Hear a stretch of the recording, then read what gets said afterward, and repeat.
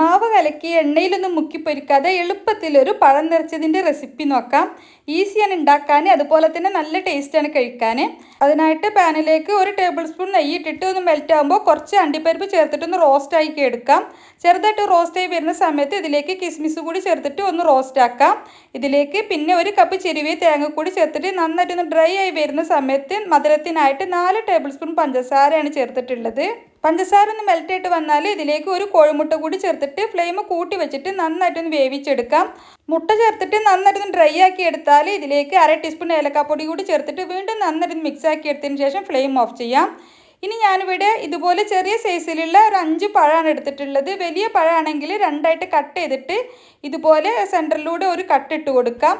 ഇനി പഴം ഒന്ന് വാട്ടിയെടുക്കാനായിട്ട് പാനിലേക്ക് 1 ടേബിൾ സ്പൂൺ നെയ്യിട്ടിട്ട് മെൽറ്റ് ആകുമ്പോൾ പഴം വെച്ച് കൊടുക്കാം.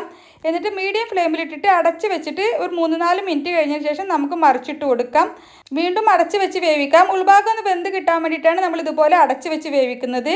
3-4 തവണ തിരിച്ച് മറിച്ചും ഇട്ടിട്ട് ഇതുപോലെ നല്ല ഗോൾഡൻ കളർ നിറത്തിലായാലും നമുക്ക് കോരി മാറ്റി വെക്കാം.